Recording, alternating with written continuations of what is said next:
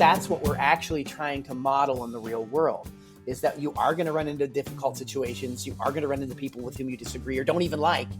But there are things you can do about it that don't involve you being a hammer and every problem being a nail. So, we are hopeful at the end of the day, even though there are many challenges we face. Welcome to Endless Coffee Cup, a regular discussion of marketing news, culture, and media for our complex digital lifestyle. Join Matt Bailey as he engages in conversation to find insights beyond the latest headlines and deeper understanding for those involved in marketing. Grab a cup of coffee, have a seat, and thanks for joining. Well, hello, dear listener, and welcome to another episode of the Endless Coffee Cup podcast. I'm your host, Matt Bailey, and we've got another great show. Really, friends of the show, you should recognize Nolan Higdon. I was talking earlier that whenever Nolan pitches me on something, I'm picking up the phone all the time because I love what Nolan brings and some of the research here. And over COVID, apparently, Nolan, you've been like very, very busy writing books. Very productive, yes. Well, I've got co-authors Nolan Higdon and Mickey Huff. Mickey, you're the newest to the show. So if you could introduce yourself, and also what was it that made you take on this project, the book, Let's Agree to Disagree. Thanks for the opportunity, Matt. It's a pleasure to be here. I'm director of Project Censored and president of Media Freedom Foundation. I'm a professor of social science, history, and journalism. And we put out a book every year at Project Censored on media censorship. And the news that didn't make the news, we analyze why. This book that we're talking about today is the second book I've done with Nolan Higdon. The first was United States of Distraction, that looked at a history of sort of how we got to where we are in today's hyper-partisan sort of landscape with media silos and sort of really noisy media culture. And one of the things we did out of that last book was we tried to have prescriptions for how people could navigate sort of this noisy media landscape. And that's where Let's Agree to Disagree came from. It's a critical thinking textbook that merges many of the different things that we've been teaching about for years. And again, it's hopefully prescriptive in terms of giving people things that they can do to mitigate complicated, difficult, and controversial subjects, and so that people can have constructive communication and dialogue around them. Great. I love that because as I was reading through it, I felt like it took me back to my journalism days at school and learning through the different bias and, all the rhetoric is coming back in my head. But yet what I found very, very valuable is that you contextualized a lot of that into, the modern things that we're dealing with right now, issues of race, gender, and the hyperpartisanship. Really, that was how you worked that in. I thought was a great way of making this so relevant for what we're going through right now.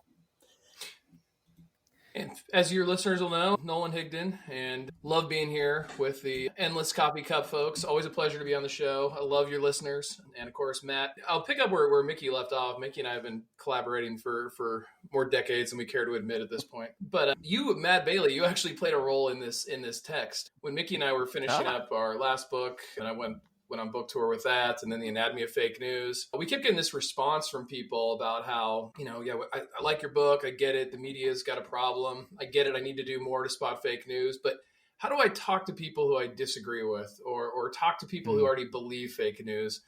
And it got to the point where Mickey and I were sharing our notes after book talks, whether we did them solo or together, and saying like, we keep getting this question. This question apparently is not being answered sufficiently. Why don't we try and write a book about it?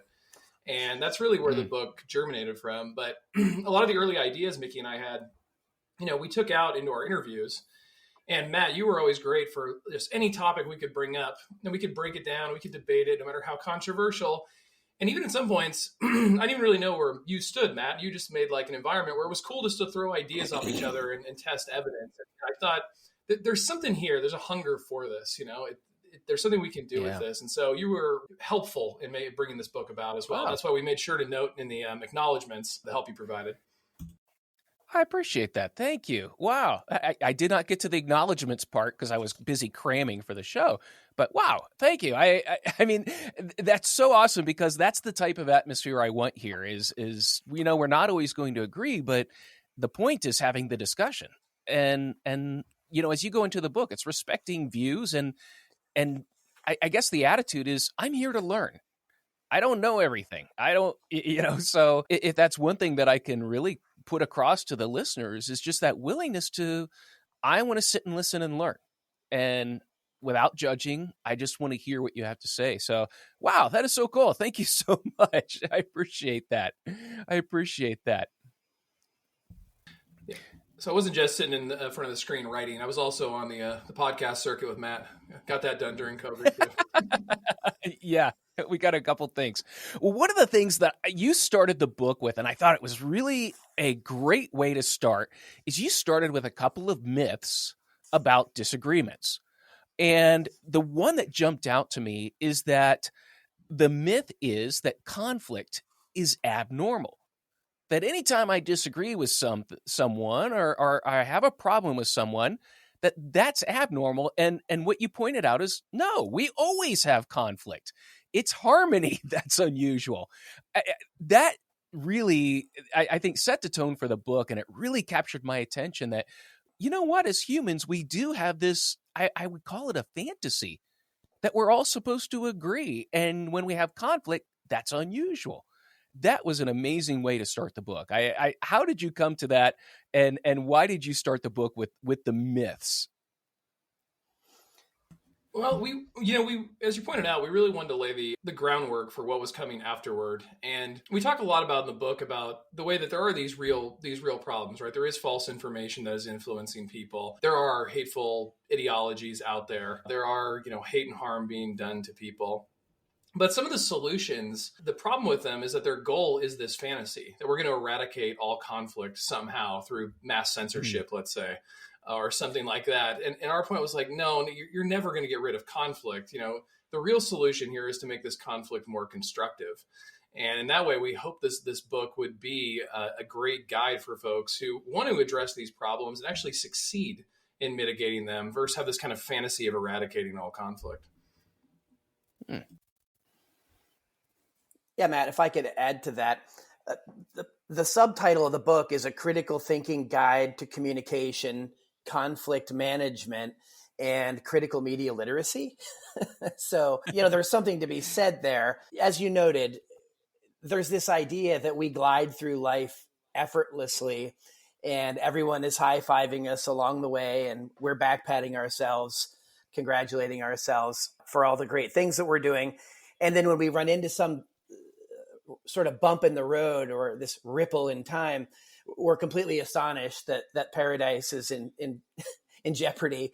And, we don't have the skills at the ready to navigate that or to adjust to those situations because our culture doesn't really help us it doesn't prime us for those situations. The way that media in particular model conflict is negative, often hostile. Everything gets boiled down to a fight or a binary. And arguing is not about fighting. Yeah. It's about explaining. It's about understanding. It's about communicating. And it's also about listening and critically listening and empathetically listening in a way that isn't just, sort of a pause where you're talking, but I'm just waiting to jump in and get the next dig in. It's not about that. It's about, to be cliche, we talk about this in the book, the importance of this ability to disagree is rooted in constructive communication. It's rooted in critical thinking. It's also rooted in understanding the media ecosystem so that we see how the messages from our established institutions are aimed to divide us and stoke hyperpartisanship rather than help teach us how to navigate conflicts. And so we want to build bridges, not walls. We spent a lot of time here the last several years hearing a lot about walls and people building walls. Meanwhile, the infrastructure of the United States literally has collapsing bridges. Not funny, but the imagery there is important. Sometimes the physical world gives us these signs that are too obvious to ignore. And I think that we do ignore them at our peril. And so what Nolan and I set out to do in this book is we tried to normalize the fact that you're not going to agree with everybody about everything. This doesn't mean that you need to be a doormat or accept abuse, but it means that we all have to meet people where they are and best express where we are so others can meet us, so that we have some kind of common center or common ground where we can then build on differences. It's important that if we recognize that we have things in common, struggles in common, that we can then build on the things where we differentiate, where we part from one another. And that's the part of dialogue or conversation or our daily interactions that our society doesn't prepare us well to really address how that should go or could go. And for a lot of people, it blows up, and then they get averse to confronting different people or different ideas. And that pattern continues. And the longer it continues, the more people don't interact with others with different ideas. And then the more we go back to that high-fiving down our daily path through our confirmation bias, our social media silos that only feed us the things that make us feel good. And unfortunately, in order to have a healthy society, we need to be able to understand how to deal with the things that don't make us feel so good, for lack of more sophisticated language. But this kind of a textbook is geared toward anybody. Anybody can benefit from practicing the skills and the things that we lay out in the book. And this isn't some pretentious ivory tower exercise. This is basically a guide on how to be a decent citizen in a purportedly free society. Oh, absolutely. As I'm going through that, and Mickey, so much of what you're saying, one of the regular guests on my show is an educator, Nora Jones. She's been on, not the singer, she's an educator, but we talk about language, and also we talk some about the education system and why aren't we preparing children through education to be critical thinkers? That seems to be, as you said, not just to participate on other things, just politics, but this is just daily struggle. This is something you're going to have to deal with day after day. And those critical thinking skills are tools that you can use through the rest of your life. And so why we aren't equipping and preparing people earlier, at an earlier age, to be able to encounter things that they may not agree with, but be of a mind that I'm going to listen and I'm going to learn, why don't I agree with this? And, having that conversation or just simply listening rather than shutting everything down. I agree with you completely. We're not equipping people to do that. And we're seeing the results of that right now. Matt, if I could jump in there real quick, that's a real great point. And that's where, Mickey and I actually started. This book is really geared toward the use in the classroom, although it's accessible for anyone to read. But we really wanted to kind of push our colleagues to make the classroom a space that welcomes debate and controversy, but in a constructive way. And tries to shy away from sort of, multiple choice or dogmatic type styles of teaching, but really teaches critical thinking. And, we were concerned, to be honest, in the last 5 or 6 years. We've heard from different educators, say things like, I can't reach certain people, I can't reach certain types of people. And I thought, that's kind of an astounding statement for an educator to make. Like, the whole reason we are educators is because we think the classroom is an opportunity to reach people, to, develop skills and things like this. And so we wanted to say, like, there is a way to do this. You can introduce these controversial topics into the classroom and do it in a constructive way, if you give it sort of the planning and the responsibility that it deserves. And we tied this to the idea that we're not just doing this for anything's sake. Critical thinking, like you mentioned, applies to everything. And in particular, we frame the book around democracy, right? This idea that your democratic responsibility is to reach out, try and change minds, build coalitions, put pressure on those in power. It's not to virtue signal and pat yourself on the back for having the greatest idea. Democracy is unfortunately a 24-hour-a-day job. If you want a less intensive government responsibility, join an authoritarian regime. They're always looking for new members who don't have to think or act or do anything. But in a democracy, you're always being asked to do something. And it's important work, not only to change minds and build coalitions. But to do that, to reach out to people you disagree with is the only way we can really develop empathy. And we talk about this in the book. These are humans on the other side of the screen. These are humans on the other side of the ideological side of the spectrum. And these recent polls that show Americans' number one fear is other Americans is not conducive to a democracy. We need to be able to see the humanity, reach someone on a human level, and hopefully get rid of or tease out some of the false beliefs or hateful ideologies in them, but as well as ourselves. And this is something we really emphasize in the book. There's a lot to be said about other people in this country, right? I could say a lot of things about my fellow country people, but there's also a lot of work I could do personally. And that's what the book is geared toward, is thinking about, how do I contribute to destructive dialogue? How do I sometimes take the layup and choose the article that fits my political bias versus wrestling with the nuances of disagreement and things like that. And so we hope this text is as much about thinking about other people it is about thinking about yourself, particularly in a classroom context. It's a great point. And that gets to, I think, a lot of what you started, you started early in the book, but also came back to it, is that confirmation bias of this fits what I agree with, so I'm going to run with it. But also even deeper is that everything's about me. And I'm going to take it all personally because if this person does this, and a classic example is someone who cuts me off on the road. I'm angry, I'm upset, not knowing a thing about the situation, but it's all about me. So, we start with that. But how much has the emphasis on the individual, the individual autonomy, and then we magnify that with social media, how much has that reinforced some of the negative conflict management strategies that you outline of avoiding, competing?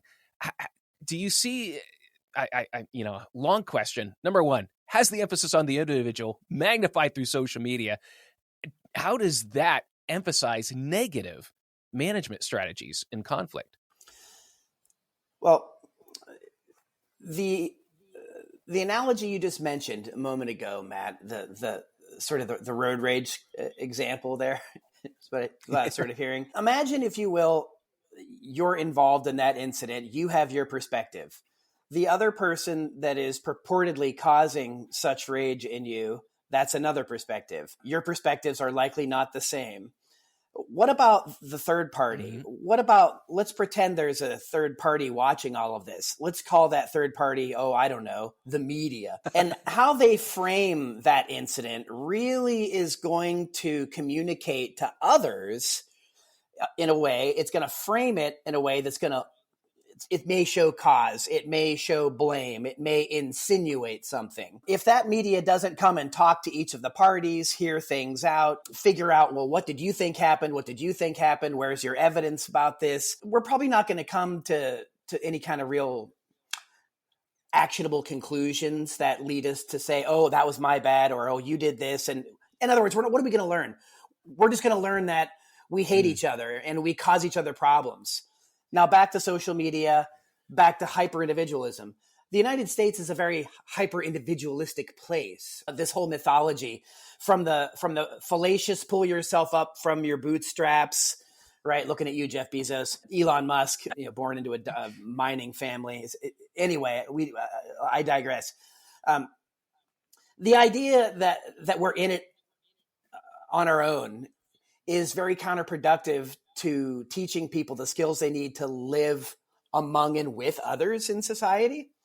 And I'm coming back and connecting this to media because much of what we think we understand about the world comes through these frames, these prisms, these lenses. And we try to find the ones that look best to us, right? And that's that confirmation bias part. But it's really important to understand that I'm not the only person in the world. There are many other perspectives different than mine that are valid. And we also need to then understand that we live in this digital era where media magnify mostly things that accentuate differences. They frame them in ways that are negative or that spark conflict, that demand resolution. But resolution doesn't usually imply compromise. What's celebrated in our culture is victory or dominance, right? Or being the first. Forget second place. There's nothing other than first. And the media do a lot to reinforce that in subtle ways and then in overt ways, but 24/7, all the time. And I wanted to juxtapose 2 points from our book very quickly and then hand it back over. At one point in the book, when we're really critiquing media, we went back to the 60s and we looked at Malcolm X. And one of a really well-known speech he gave in Harlem, he said, the press is so powerful in its image-making role, it can make the criminal look like he's the victim and make the victim look like he's the criminal. This is the press, an irresponsible press. He goes on to say, if you aren't careful, the newspapers will have you hating the people who are being oppressed and loving the people who are doing the oppressing. Now, let's think about how media frame what goes on in our society, and then let's juxtapose that with what Nolan and I hope to champion as a way of dealing with that kind of a frame. And we go back to Thich Nhat Hanh, the late Buddhist monk, in The Art of Communicating, who said, when we say something that nourishes us and uplifts the people around us, we are feeding love and compassion. When we speak and act in a way that causes tension and anger, we are nourishing violence and suffering. Well, let's put those together. And let's think about, what do media constantly show us? What do they model? And how can we take lessons from someone like Thich Nhat Hanh that help us repackage, reframe, and rethink about not just individually who we are and what our place in the world is, but how do we fit in to this hyper-partisan, conflict-addled reality that's constantly beamed at us through media? What we do is we go and show constructive communication patterns and strategies will help us navigate these differences. And we suggest that one of the things that we need to do is seriously attenuate our media habits so that they are more in accordance with this kind of a communication style rather than the I'm right, you're wrong, no matter what model, because that isn't going to get us very far. Yeah, and absolutely. Wow. Go ahead, Nolan. Yeah, I was gonna just to pick up on that, connecting to what Mickey said to like this individualistic question. I'm old enough to remember 10 years ago, right shortly after the Arab Spring, there was all this sort of real savvy propaganda efforts by social media companies to say like, look, you can like and share your way to democracy. You can overthrow autocrats on these social media platforms. And those of us who studied media were already skeptical, of course, but in the decades since, every independent research that I'm aware of has shown that at best, social media amplified existing organizational efforts. It never created them. Right. And so I bring this up because after, 10, 12, 13 years of hearing that social media is this tool of democracy, we forget that a lot of young people have internalized that. A lot of old people have internalized that. And they really do think they're doing the work of democracy and social change through social media. And in there, we sort of memory hold the idea of what real democracy necessitates, which is we have to have dialogue. We have to have difficult conversations. We have to organize. We have to take risks. We have to put pressure on those in power. And so a lot of that is simply just missing from our democracy. So I say that to say that a lot of what Mickey and I wrote is not new stuff. People aren't going to read who are familiar with democratic movements and be shocked at the stuff Mickey and I came up with. But we've sort of neatly packaged these arguments with contemporary examples that account for some of the changes in digital media to say, like, look, we have to change our behavior if we want a democracy. Because what we have right now is just this individualistic virtue signaling where all the power is getting in the hands of fewer and fewer people at the expense of the many. And so I think that speaks to your individual question is we need to recognize the necessity of I'm not going to defeat climate change by becoming a vegetarian. I'm not going to stop racism by signing the email on my campus. I'm not going to get, gender equity by sharing the right article on Facebook. These things just simply aren't going to happen. It's going to take more collective action and pressure. Wow. I love that. Absolutely. I love you used examples of tweets from Congress people, from our government. And, I remember, to your point, years ago, people saying every elected official should be on Twitter because now we can interact directly with them. And now I'm of the opinion that no elected official should have Twitter because it just amplifies some dumb ideas and things that they're going to wish they never said. And so, my opinion, I just rather you do your job than get on Twitter, because what I see from our elected officials on Twitter is absolutely shameful. You're elected to go work with people to get things done, and yet you're using this platform to demonize, to dehumanize, and to ridicule. That goes against everything that you were elected to be there for. And so, I find it horribly offensive when I see some of the things that come out. And then, of course, to your point, Mickey, the media loves this because that becomes the news. Not actual policy, but name calling becomes the news. Fallacies are the low-hanging fruit of our media ecosystem. Again, it's the I'm right, you're wrong, no matter what. And the use of social media. I mean, look, forget Andy Warhol's 15 minutes. We're down to whatever it is, 200 and some characters. We're well into the soundbite world of a few seconds. And if you can't say something erudite and brilliant and profound in a few seconds, most people can't. It takes time to develop arguments. It takes time to make cases. It takes time to look at evidence. But it's just far too easy to go on Twitter or on social media and have the gotcha moment, the zinger moment. Right. Everyone's a stand-up comedian, for 15 seconds to distill back to Warhol instead of the 15 minutes. And that becomes a way of, it becomes a stand-in for what people think is actual political communication, discourse, and much of this is banal. It's banter, locker room talk. We could go on with the different kind of examples, but politics doesn't need to be in the gutter. It doesn't, in other words, the media really shine the light on some of the worst elements of that communication. And it's sensational. It grabs eyeballs. It gets advertiser dollars, right? And it keeps something going, right? All the outrage machine, right? Media operates like as an outrage machine. And if it can constantly push one of a couple human buttons, fear, anger, hope, pleasure. It's pretty simple, right? Edward Bernays over nearly 100 years ago talked about pulling the wires that control the public mind, right? A small group of intellectuals, a small group of cultural producers. These are people in the media, the political class, the corporate world. If those people can sort of keep us fixated on one or two or three different things, they can basically guide the direction that society goes.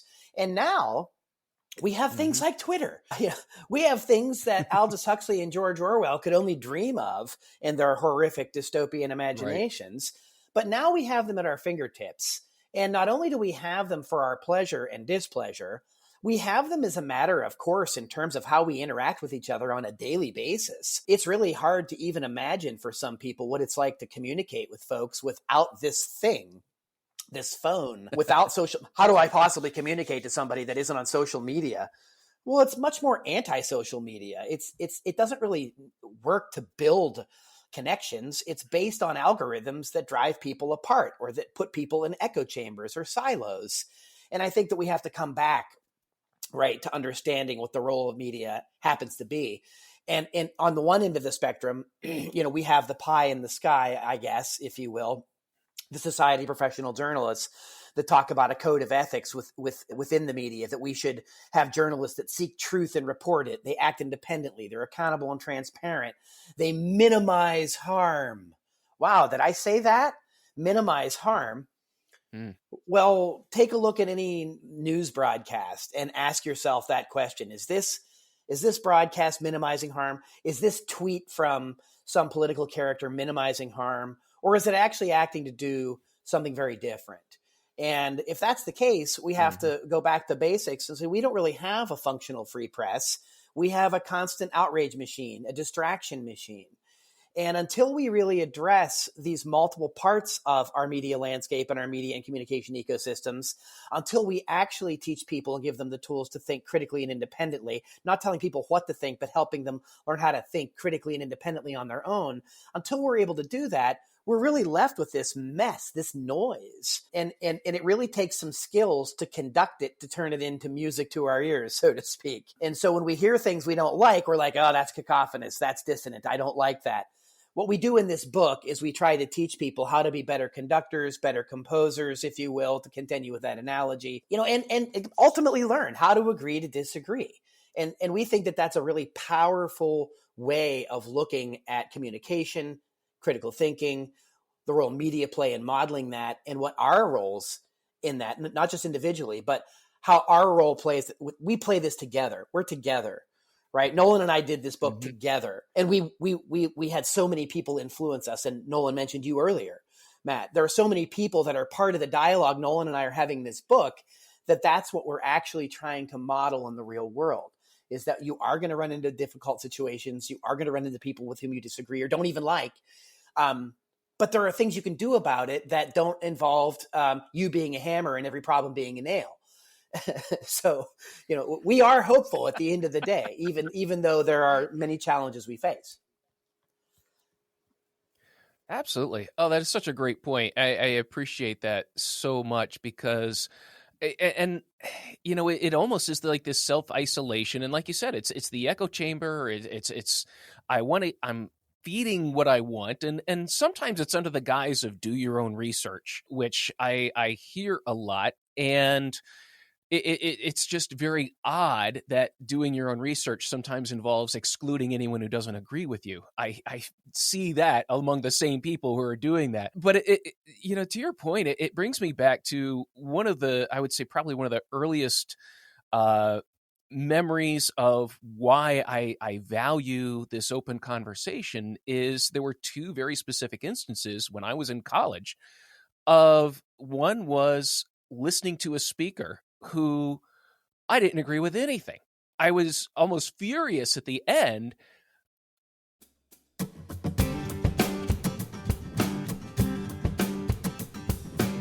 As a regular listener of the Endless Coffee Cup, you know that I am passionate about learning and teaching others. With that, I've launched my own education portal for marketing professionals. It's at learn.sitelogic.com. I'm creating and launching a series of courses on analytics. First course is how to create an analytics strategy that aligns to your business objectives. The second course is 6 analytics skills that turn data into insights. The third course, launching in just a few weeks, is how to eliminate data overload and improve your presentations. This final course teaches you how to speak the language of the C-suite in your presentations, making you more persuasive, powerful, and effective in your marketing role. You'll also find short topics on data, Google algorithms, and local SEO. And finally, the centerpiece is the OMCA certification course. This is a 40-hour coached course that provides you with a solid digital marketing foundation. At the successful conclusion of this course, you are eligible to sit for the OMCA exam, and you'll receive a free voucher for the exam, a $225 value that is included with your course enrollment. I'm an advocate of the OMCA certification, as OMCA certified marketers make 16 to 25% more than their non-certified coworkers. The OMCA is proof of your skills and knowledge in this industry. Go to learn.sitelogic.com right now to accelerate your marketing career.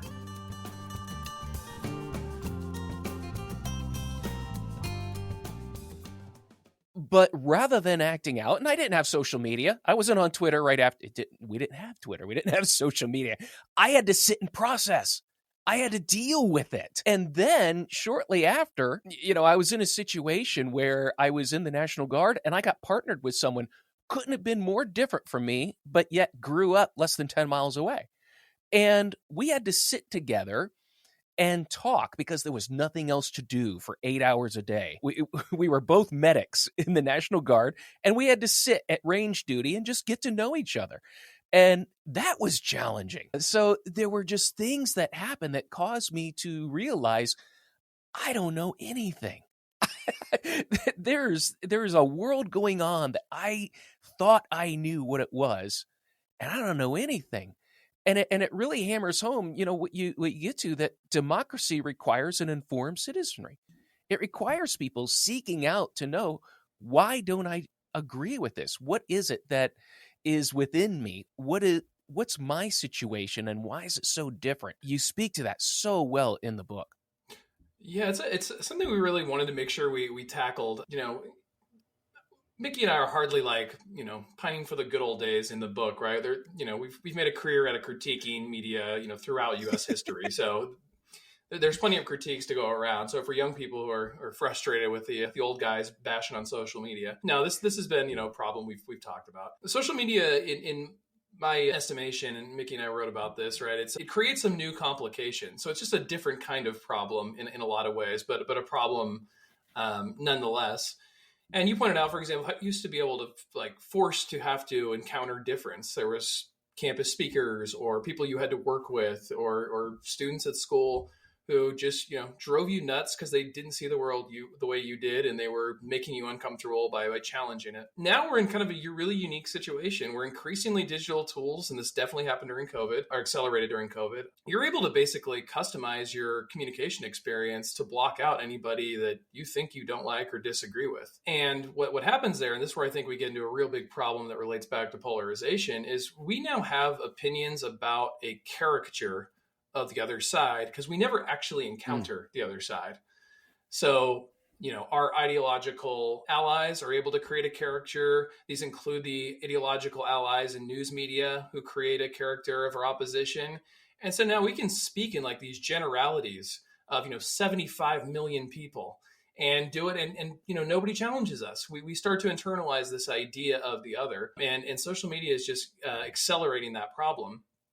And so I like to tell folks that if the research is pretty clear, right? Like if you have an issue that you care about, whatever your number one issue is, if you're, want to combat racism or climate change or sexism or homophobia or Islamophobia, whatever it may be, social media is probably not the best venue to give that issue the respect it deserves. If you actually care about that issue, you're really disrespecting it by putting it on social media, because you can't break down racism in 140 characters. To your point, you can't just react to something about racism by posting. You need to really think about it. You need to think about how it connects. What's the right response and those types of things. And social media is just simply not conducive to that. I do have to say, and I know, Matt, this is something you know very well, but our conception of social media, our conception of search engines, they don't have to be this way. The economic context in which they were developed made them exist in a very narrow way. So social media, when it's for profit, takes a lot of tricks from the gambling industry to make us more divided, to make us more addicted, to make us more fearful, more hateful. Search engines make us more confirmed in our biases, but it doesn't have to be that way. So sometimes we conflate the creation of digital communication with these platforms. Really, the platforms and the economic context in which they were created are the problem. The tools themselves may not be a problem. Mm-hmm. No, absolutely. And this gets to, podcasting as a medium, which we talked about on a previous episode, that podcasting, I guess, is considered a form of social media, but yet, it can be used in a way that creates conversation, that, develops more understanding. A great example of this is I listened to a podcast called The American Optimist. Joe Lonsdale, who is an unabashed capitalist, but he had Representative Ro Khanna on. And I'm a fan of Ro. I had never heard about him. I'd never heard him. And they're going down talking about things they agree with, that disagree. I think Joe realized we actually agree more than we disagree. And I love what Ro said, that he stays away from social media. Because if I say something negative against something else, it's going to prevent me from reaching across the aisle to someone who could be a potential ally for a policy position.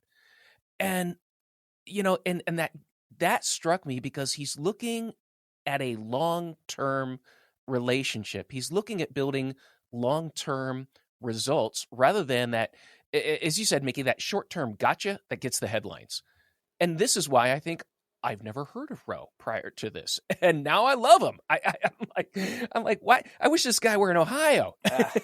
I spent plenty of time in Ohio, but went to college there. But it's definitely, this is also you just reminded me by mentioning Ohio. The kids of Howard Zinn did Wherever You Go, There You Are book.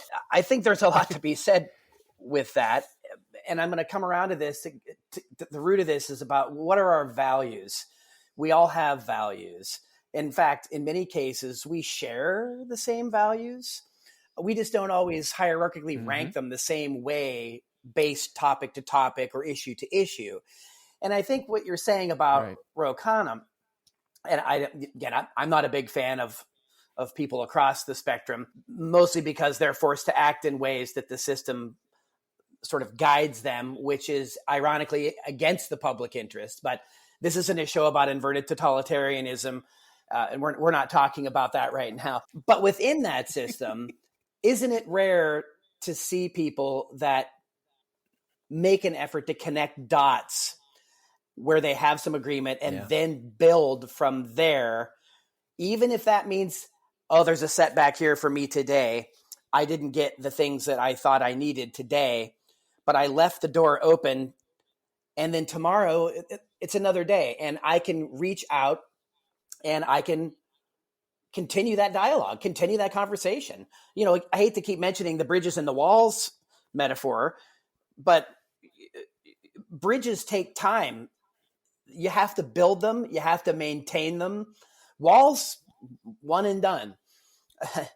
You know, it's not hard to build walls. I mean, I guess Trump had some challenges during his presidency, but he built other walls, metaphorically speaking. He built a lot of walls. And that's part of the problem, is that, I'm going to get back to the title of the book, is Let's Agree to Disagree. When Nolan and I were writing this, we actually started out, we thought, okay, we're going to hit people over the head with the toolkit. We're going to have critical thinking, fallacies. When we got through the book, went back at it, Nolan was like, this isn't in the right order, because if we don't address the communication issue and the conflict mitigation issue, then we're not really going to get to the critical thinking stuff. And so we really emphasize communication. And a big part of communication isn't just about talking. And I'm repeating what I said earlier, the educator in me. But we have to learn how to critically and empathetically listen. And we talk about Daniel Dennett, the philosopher that talks about the ways that you can empathetically listen. And he gives, a few steps of what should you be doing when you're listening to somebody. It's actually pretty riveting when you look at the list that so few of us actually seem to follow it. We all think we're hearing, but we're really just waiting till it's our turn for the gotcha moment. And a big part of what we talk about in the book is slowing down, being willing to have the hard conversations. And Matt, you said something that really resonated with me, because I'm 51 and I didn't grow up with Twitter or Facebook or any of this stuff. I grew up where you had to sit next to whomever, wherever you were in school or at a job or whatever. And you had to make it work with the person that you were with, or you didn't. And that doesn't go well. Who wants to do that? And what you said, Matt, is at the end of the day, hard as it might be. By the way, I sat in some of those college talks back at Youngstown State University, having to endure Edwin Meese III talk about, how pornography was everywhere and it was going to ruin our life. But at the end of those talks, I was better for it because I understood more of what I disagreed. And I got to practice asking the right kinds of questions. And I got to sit next to that person that we're stuck with, and go through and figure out, well, what did you agree with? Or why did you not like when they said that? Or why are we different in this respect?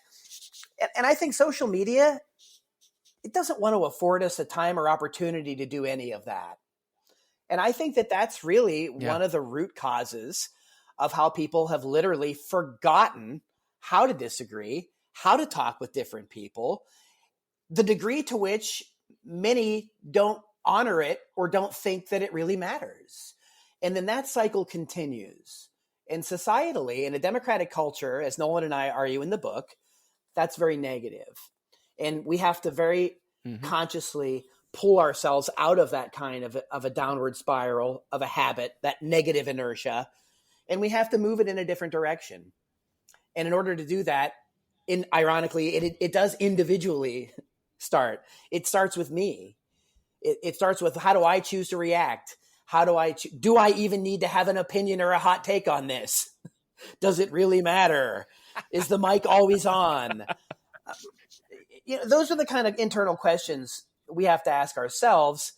And then we also have to think, well, how would I want to be talked to or treated, or how would I want someone to understand me in this particular case? And we have to reciprocate and afford people the same kind of things that we would hope and like for ourselves. And absolutely. Can I pick up on that? Go ahead, Nolan. The topic of reciprocity that Mickey brings up too. We talk about how all participants have to be willing to be in dialogue. So, when we contact some folks about bring up our book, they'll say like, well, I can't talk to so-and-so. Well, you've already sort of taken yourself out of it, right? You have to make yourself available and then determine whether or not the other person is available. Mickey and I also really knew our audience very well. So one of the things we put in the text, because we know much of our audience, sees things through an identity lens. And we recognize the importance of identity, the expression of power that comes with identity. So the critical thinking portion of the book talks about critical theory and how to consider power in dialogue and how it's expressed in many forms, but identity in particular. And, Mickey and I were sort of, looking at this and looking at the scholarship. We were thinking to ourselves like, here's two white credentialed men writing this book. What reaction is that going to get from telling people they need to have these tough conversations? So we started to look through the scholarship and research with a particular eye toward, hey, are there people who don't look like me, who don't have the same class status, who don't have the same gender and race identity, who don't have the same sexuality, who are saying these things? And we found a ton of examples from scholars, from activists, and we put them in the book. So those are the examples you get in the text. Like you said, you get Alexandria Ocasio-Cortez. You get Daryl Davis, who's an African-American man who tries to talk Klansmen out of joining the Klan. You get sports stars like Malcolm Jenkins and Drew Brees. You get trans activists in Massachusetts and Florida, climate change activists, et cetera. So we really tried to emphasize that there's a diverse coalition that sees the value in this, that's begging for this. And educators in particular, but all of us, I think have an obligation to make this space available. It's right for democracy. It's right for the citizenry. Absolutely. And yeah, I love the examples in the book. And Mickey, to your point that pre-social media, if I'm in a room and I say something stupid, I had to deal with the fallout of that. I had to learn what was acceptable and not acceptable in social conversation and social settings. But with social media, I can put it out there, and to some, it's an echo chamber. To some, they might get called out. So I think maybe some of the isolationism over the past couple of years has led to this reinforcement of I can say whatever I want. But I think, Nolan, the examples that you gave, Daryl Davis's example, and what stood out to me, both in the case of Malcolm Jenkins and Daryl Davis, was this, I'm sure they were angry. You look at, what Drew Brees says, but maybe it was, I look at it differently. They had the humility to say, you know what? We have to have a talk. We have to sit down and talk this through. And now Daryl Davis's case, his audience, I'm sure didn't want to have that conversation. But he initiated it, they followed through with it, and it developed into a relationship which ultimately had an amazing outcome. Malcolm Jenkins goes to a teammate and says, we need to have a conversation. What I found interesting about both stories is it started with a humility, because, that we need to have a talk. So instead of just getting angry and throwing down more words, it's the invitation to a conversation in both cases led to just an amazing result that was much more positive, that was so much more impactful for everyone involved because of that willingness to talk. I thought your use of examples throughout the book, like you said, and finding people different from us and showing here's how they did it, that was so powerful. Great examples, guys. The key is they did it. And that I'm going to riff on this verb democracy. It's not a spectator sport, as we talk about in the book. At the end of the book in particular, we say, look, this isn't just some abstract exercise. the real test is in the real world.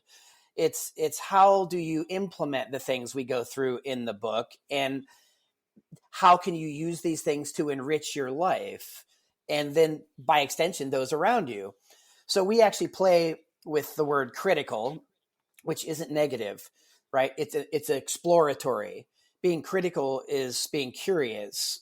It's also being compassionate. So we break down the letters of the word critical as a sort of guide. The first C is create constructive dialogue. Well, that's what you were just talking about, Matt. Somebody in these situations sat down and said, we need to have a constructive dialogue around this issue, because just simply saying you're racist or saying you're not as good as me, whatever variation of that, we have plenty of that, plenty of variations to go around. But that's not moving the needle further toward social justice. It's not moving the meter toward a more democratic and participatory and inclusive society. And so we literally have this list that begins with creating constructive dialogue.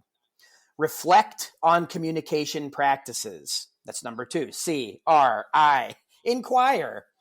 Be a critical thinker. Don't just say other people aren't thinking critically. Do it yourself. Show or lead by example. What does that look like? Test theory, spot ideology. Be aware that people have values and visions and beliefs. What are they? Why do they have them? What are my own? Where did mine come from? Right? Understanding implicit and cognitive biases is a big part of that. Investigate and evaluate mass media. Don't just take things at face value. Critique the content. What is this fake news? Is this actually journalism? Does it follow the Society of Professional Journalists Code of Ethics? Is somebody leading me by the nose to try to get me to some conclusion before I have a chance to even think about it? This is what we mean when we talk about investigating media and critiquing content. Then we have to assess, analyze, and evaluate the media that we use, and then lead by example. Democracy isn't a spectator sport. And so we need to bring, our A game to the table, our communication skills, our critical thinking skills. We need to share our sources. We need to share transparently where we get our information. We have to tell people how we interpret that. And then we have to give them this opportunity to respond to all of it, or to slightly add to it, or to even change the direction slightly. It took me a few minutes to even talk about that list, let alone implement it. So this is something like anything else. I mean, I'm a lifelong musician. I didn't just pick up the guitar or the piano one day and start riffing around on Bach inventions, and I wasn't ripping Yngwie Malmsteen until I was playing for a few years, but that's because I spent 8 hours a day doing it, because it mattered. I got something from it. We all have something to get from being critical thinkers, constructive communicators. The more we actually try to do it, strangely, the better we might get at it. Yeah, like anything, it's you've got to practice it, and critical thinking and dialoguing, they're not natural. It's natural to, like you said, conflict is natural. Being absorbed in my own beliefs, my own ideology, that's natural. It's unnatural to break out of that, and like any muscle, it takes strengthening. It takes working out. It takes practice to make that happen. I love how you use that, critical to create that. That is just a fantastic mnemonic to keep that in mind and develop that from there. One thing I want to ask about, we're kind of, I can't believe this has gone so quick. I have so many more questions. We might have to do a part 2 on this, because I think this is the issue of our day. Is number 1, dialogue. Number 2, media literacy. These are so interconnected, as you put out in the book and as you've talked about here. I want to ask one last question to close out with, and that is the danger of allowing tech to self-regulate, of saying, let's ask the tech companies to be our truth enforcers, or let's let their algorithms pull out what let's let them regulate. What's the danger of allowing the tech companies to manage what, the speech we think we may not agree with, the speech we think is fake news? I'm going to kind of just throw the ball into the court and let you guys hit it back and forth on that one. Well, that's a big old juicy grapefruit for me and Mickey on that one. But yeah, there's a lot of different things we could say about that. One in particular that comes to mind right away is that we need to remember how much people have fought to protect freedom of speech.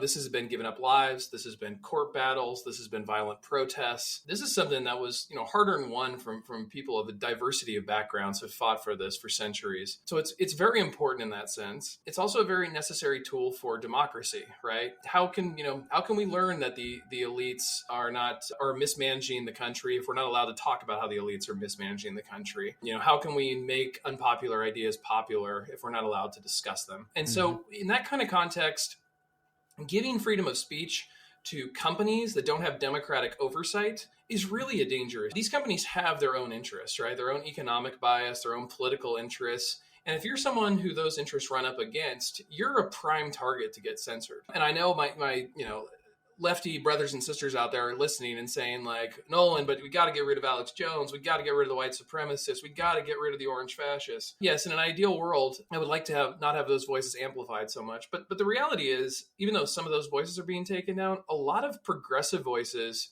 who are challenging the status quo are being demonetized, shadow banned, thrown down the memory hole. This included a conference that I co-organized, the Critical Media Literacy Conference of the Americas, which ironically hosted a keynote by Safiya Noble on algorithms of oppression. YouTube took the conference down.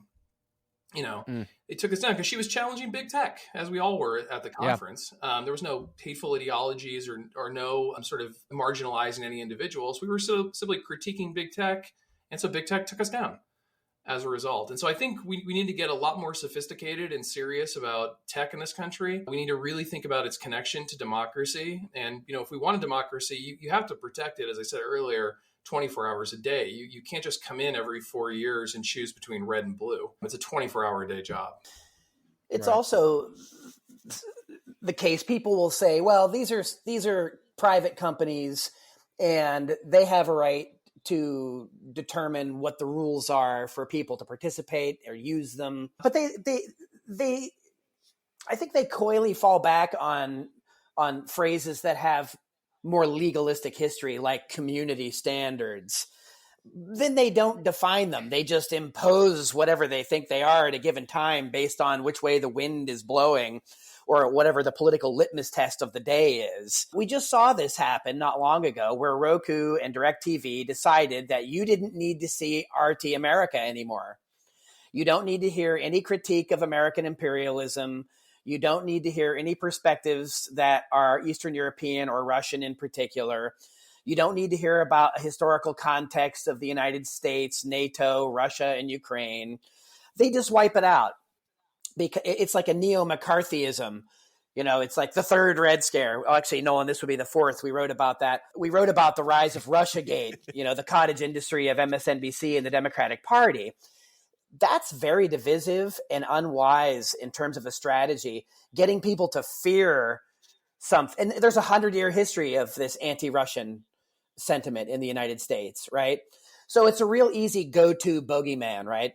It's real easy to do. And Putin is an oligarch and he is authoritarian. And so that's not hard either, right?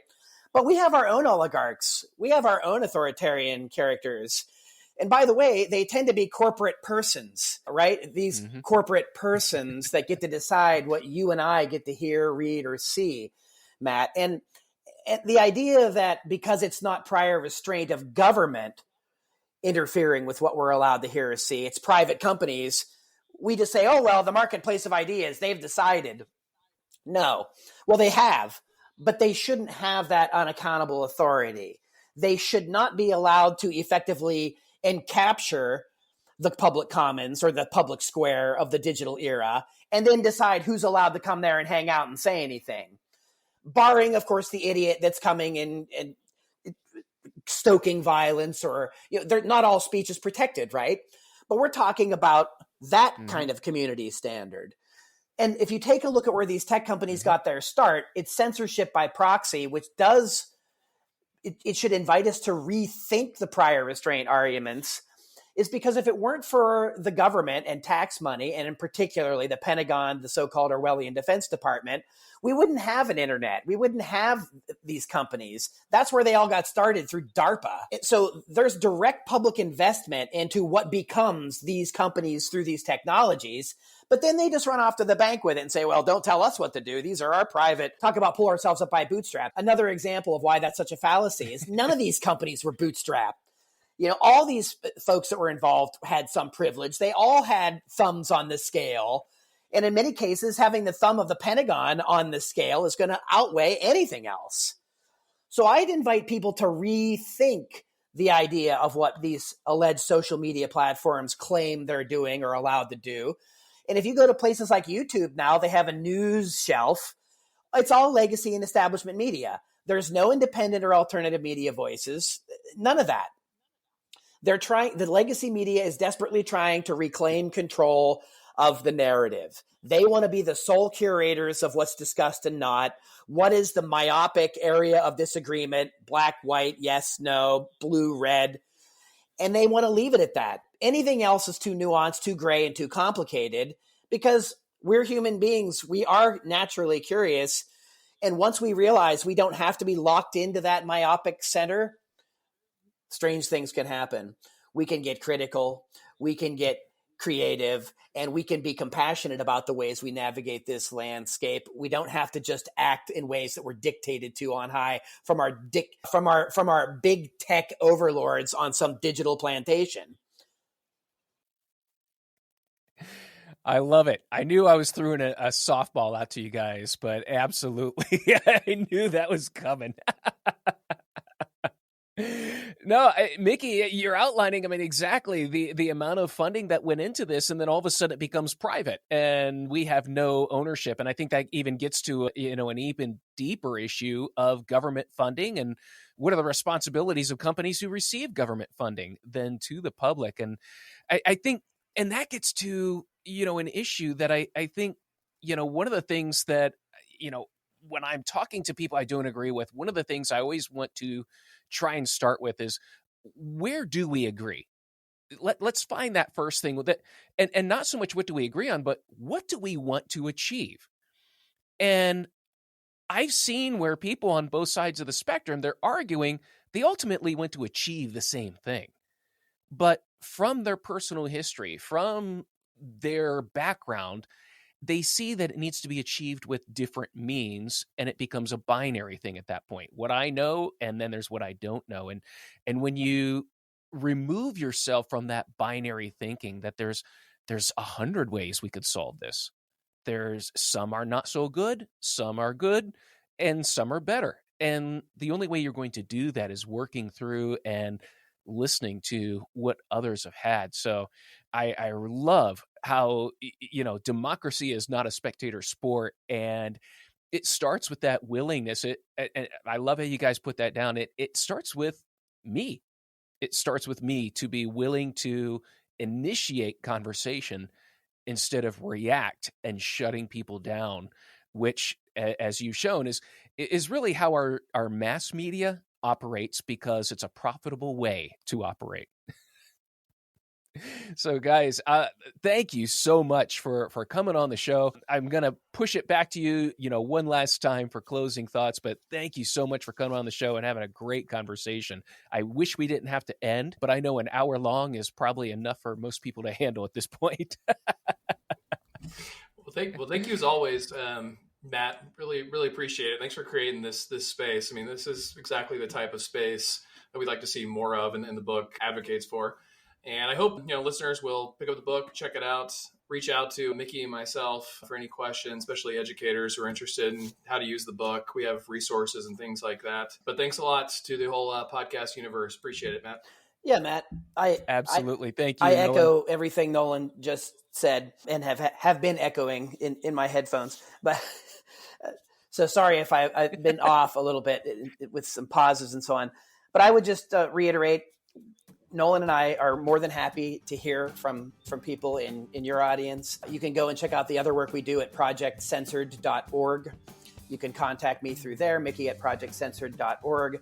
As Nolan said, we have a lot of resources. We have a lot of free critical media literacy resources for educators. We're in this to share, and we're in it together. And while it does start with me, as you said, Matt, the conversation quickly needs to go beyond me and involve all of us. And I think that because of people like you having this kind of a space, to me, this is like a model of what that can look like. And if people would only look at this and say, wow, that wasn't painful, maybe they'll actually try to do it themselves. So thanks again, Matt. Appreciate it. Absolutely. Oh, I love it. Guys, this reminds me of something I saw a couple months ago when all the library and book bans were happening. I forget the quote, but it's a good library has something to offend everybody. And I absolutely loved that quote, because how else can you challenge if you don't expose yourself to what other people think and what other people's viewpoints? There's no way you're going to grow. There's no way you're going to really challenge yourself to understand and move on and better yourself as a human. So guys, thanks again. What a great conversation. And dear listener, I challenge you, go out, get the book. Let's agree to disagree. That's authors Nolan Hidgon and Mickey Huff. And if you like this type of content, let me know. Like us, give us a review on your favorite podcast service. And until next time, I'm Matt Bailey with the Endless Coffee Cup. This podcast is heard along the Marketing Podcast Network. For more great marketing podcasts, visit marketingpodcasts.net.